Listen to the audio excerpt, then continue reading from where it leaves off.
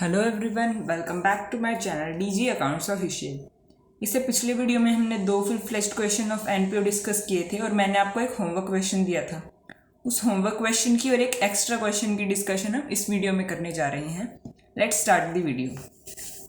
सबसे पहले इसके अंदर हम देख लेंगे कि हमें बनाना क्या है। हमें इसके अंदर बोला है कि हमें इनकम एंड एक्सपेंडिचर अकाउंट और बैलेंस शीट बनाने को बोला है। अब इसके अंदर हम सबसे पहले मार्क कर लेते हैं कि जो हमारी एडजस्टमेंट्स है वो किस किस पॉइंट से रिलेट करती है। फर्स्ट सैलरी से रिलेट करती है, हमने सैलरी को मार्क कर लिया।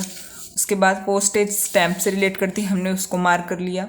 उसके बाद क्रिकेट मटेरियल से रिलेट करती है, हमने उसको मार्क कर लिया। उसके बाद मेंबरशिप सब्सक्रिप्शन यानी सब्सक्रिप्शन से रिलेट करती है तो हमने उसको भी मार्क कर लेना है। सब्सक्रिप्शन ये रहा। उसके बाद donation and entrance fees, donation and entrance fees ये हमने मार्क कर लिया। अब हमें स्टार्ट करना है बैलेंस शीट बनाने से। हमें सबसे पहले ओपनिंग बैलेंस शीट बनानी पड़ेगी, तो हम स्टार्ट करते हैं opening balance sheet. Opening balance sheet में हम सबसे पहले opening balances of cash, bank and FD लिख लेंगे। कैश का बैलेंस, बैंक का बैलेंस और एफडी का balance.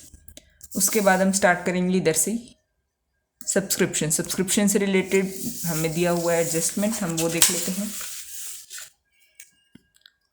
Arrears of subscription on 31 मार्च 2013 यानी ये ओपनिंग बैलेंस है, इसको हमने रिकॉर्ड कर लिया इधर। Outstanding subscription 6600। उसके बाद नेक्स्ट हम चलते हैं अगली टर्म की तरफ। एंट्रेंस फीस नहीं आएगी, डोनेशन नहीं आएगा, इंटरेस्ट ऑन एफडी नहीं आएगा। टूर्नामेंट फंड हमें लाइबिलिटी साइड दिखाना है लेकिन वो क्लोजिंग बैलेंस शीट में शो होगा। Sale of crockery, book value 1200 यानी कि हमें बुक वैल्यू दी हुई है और हमने सेल की है, तो यानी कि ये भी हमारे बैलेंस शीट में आएगा। कितनी बुक वैल्यू शो होगी? क्रॉकरी की 1200, तो हमने इसको भी शो कर दिया क्रॉकरी 1200। यहाँ पे दिया हुआ है हमें ऑन 31 मार्च 2013। उसके बाद बाय क्रॉकरी परचेज, इस साल हमने परचेज किए, नहीं आएगी। मेंटेनेंस नहीं आएगा, मैच एक्सपेंसेस नहीं आएंगे। सैलरी से रिलेटेड एडजस्टमेंट हमें करंट ईयर की दी हुई है इसलिए हम नहीं काउंट करेंगे, नहीं आएगा, ये भी नहीं आएगा। पोस्टेज स्टैम्प्स ये देख लेते हैं, इससे रिलेटेड हमें ओपनिंग बैलेंस दिया हुआ है, उसको हमने असेट साइड पे रिकॉर्ड कर लिया क्योंकि पोस्टेज स्टैम्प हमारे लिए एक असेट है। उसके बाद क्रिकेट मटेरियल भी हमारे लिए एक असेट है तो हमने उसको भी रिकॉर्ड कर लिया असेट साइड पे। ओपनिंग बैलेंस हमें एडजस्टमेंट से पता चल गया। सन्ड्री एक्सपेंसेस नहीं आएंगे। इन्वेस्टमेंट हमने इस साल परचेज किया तो ओपनिंग फिगर नहीं है इसलिए इसको भी रिकॉर्ड नहीं करेंगे। टूर्नामेंट एक्सपेंसेस भी नहीं आएंगे। ये सारे क्लोजिंग बैलेंस है तो इसको हम क्लोजिंग बैलेंस शीट में शो करेंगे।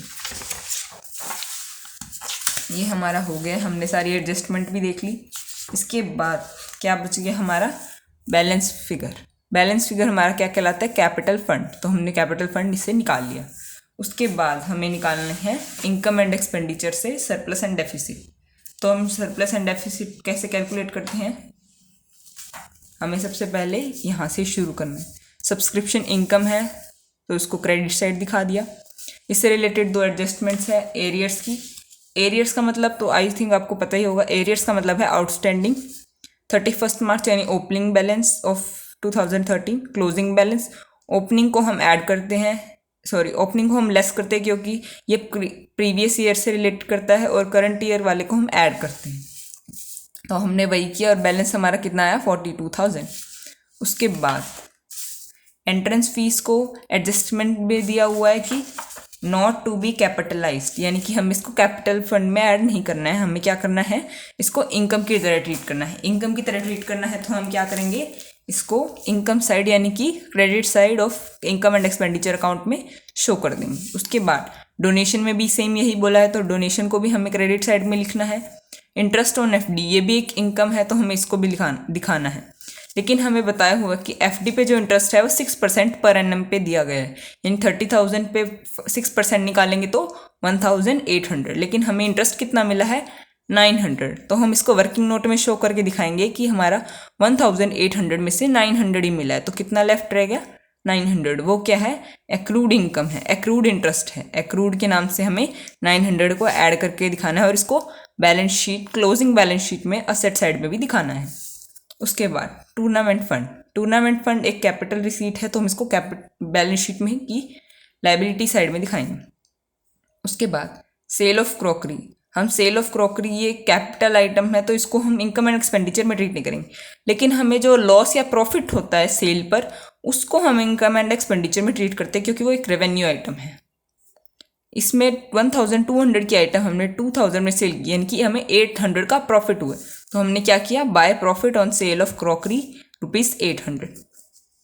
आई होप ये आपको क्लियर होगा। उसके बाद यहाँ पे है बाय क्रॉकरी परचेज, क्रॉकरी हमने परचेज किया, ये भी एक कैपिटल आइटम है, इसको हम रिकॉर्ड नहीं करेंगे। बाय मेंटेनेंस, मेंटेनेंस को हमने रिकॉर्ड कर लिया है। उसके बाद मैच एक्सपेंसेस को इधर रिकॉर्ड, अगर मैच फंड हमें दिया होता तो हम ये कहाँ से डिडक्ट करते, मैच फंड में से डिडक्ट करते। बाय सैलरीज, सैलरी को शो कर दिया, लेकिन सैलरी से रिलेटेड एक एडजस्टमेंट है, उसको हम देख लेते हैं। मंथली सैलरी इज ₹1000, यानी कि एनुअल सैलरी कितनी हुई 12,000, लेकिन एनुअल सैलरी हमने पे कितनी की है 11,000, यानी आउटस्टैंडिंग कितनी है 1,000, तो हमने उसको ऐड करके दिखा दिया आउटस्टैंडिंग के हेड में। ये होगी हमारी सैलरी 12,000। तो आउटस्टैंडिंग सैलरी जो है उसको हमें क्लोजिंग बैलेंस शीट में लायबिलिटी साइड भी शो करना है। उसके बाद कन्वेंस को हमने शो कर दिया, अपकीप ऑफ लोन को हमने शो कर दिया, पोस्टेज स्टैम्प्स, इससे रिलेटेड हमें ओपनिंग और क्लोजिंग बैलेंसेस दिए हुए हैं, तो हमने ओपनिंग स्टॉक को ऐड कर दिया और क्लोजिंग स्टॉक को लेस कर दिया और ये हमारा बैलेंस आ गया। उसके बाद क्रिकेट मटेरियल में भी सेम है, ओपनिंग और क्लोजिंग स्टॉक दिया हुआ है, ओपनिंग स्टॉक को ऐड, क्लोजिंग स्टॉक को लेस। उसके बाद सन्ड्री एक्सपेंसेस हमने शो कर दिए। उसके बाद इन्वेस्टमेंट, इन्वेस्टमेंट भी एक कैपिटल एक्सपेंडिचर है, इसको हम शो नहीं करेंगे, इसको हम सिर्फ असेट साइड पे शो करेंगे।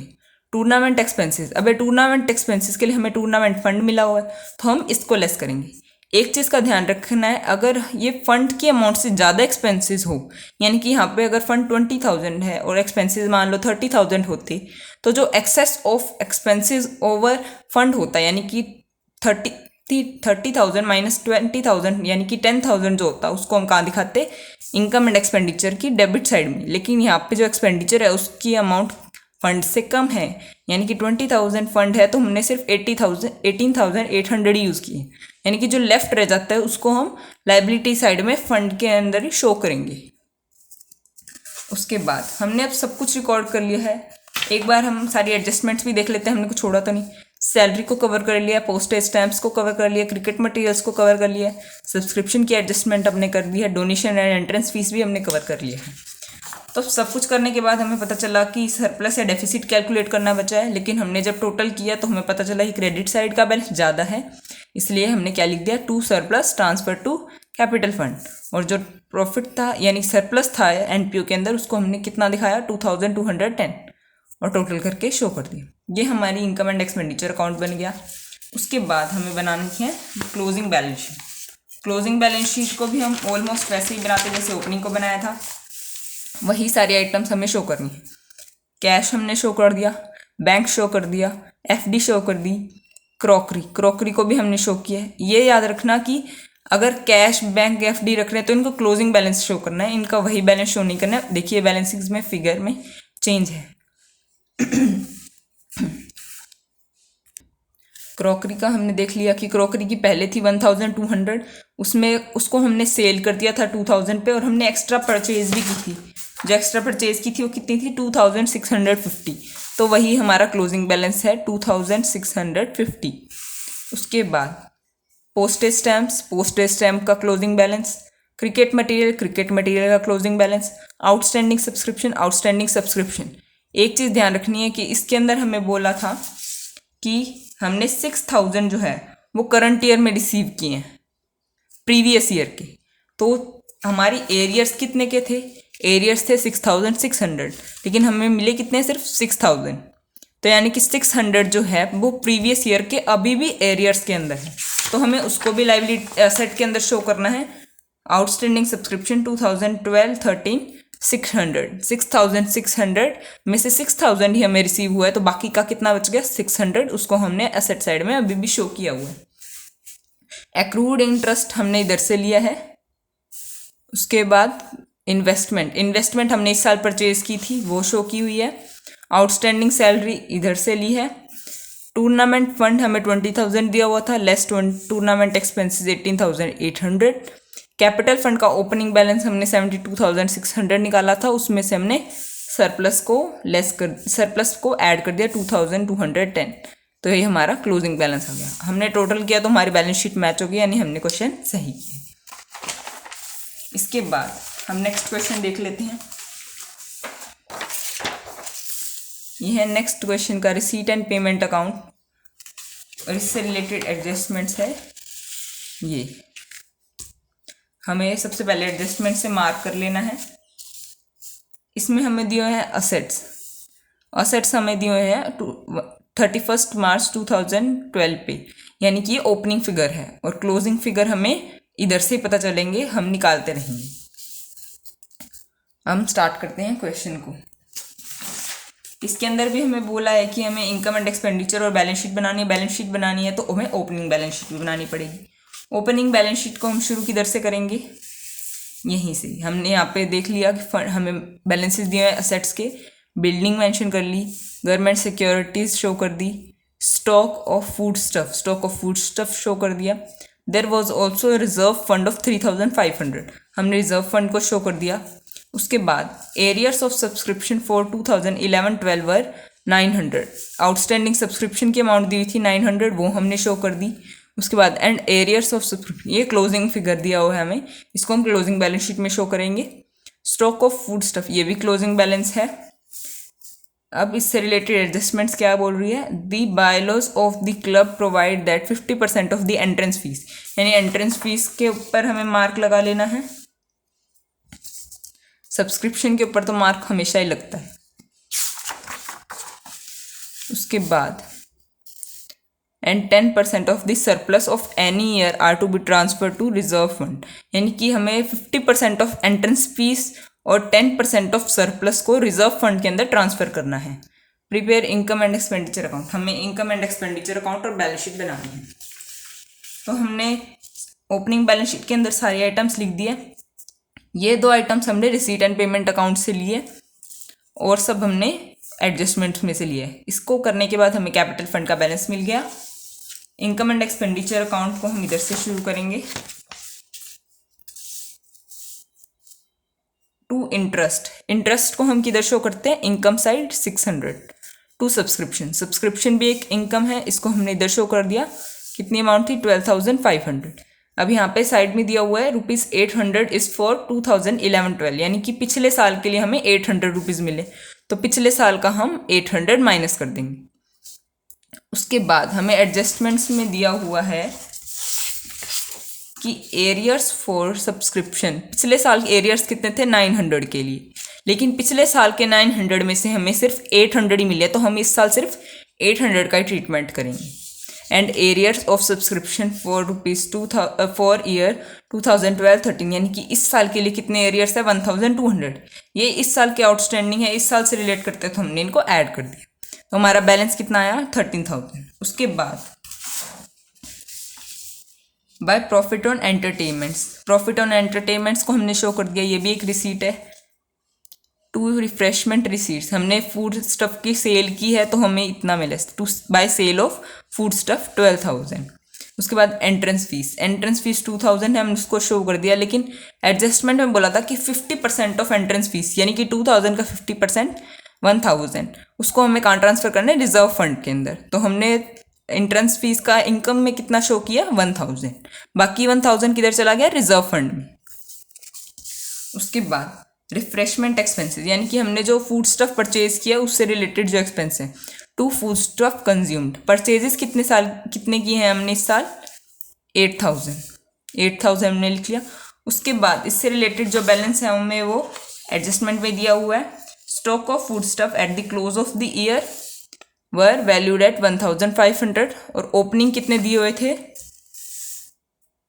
1,800। ओपनिंग था 1,800, उसको हमने ऐड कर लिया, और जो क्लोजिंग था 1,500 उसको हमने लेस कर दिया, तो हमारा जो बैलेंस है वो है 8,300। उसके बाद क्रॉकरी परचेज वो एक्सपेंडिचर कैपिटल एक्सपेंडिचर है तो हम उसको शो नहीं किया। बुक्स परचेज भी नहीं करेंगे। न्यूज़पेपर को हमें शो करना है।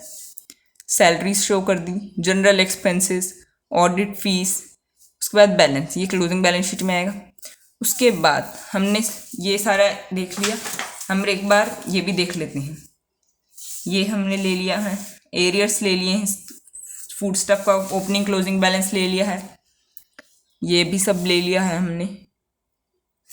यस, तो हमने सब कुछ कवर करने के बाद हमारा क्या आया, क्रेडिट साइड का बैलेंस ज़्यादा आया तो हमारा सरप्लस आया है 6600। इसके बाद हमें बनानी है क्लोजिंग बैलेंस शीट।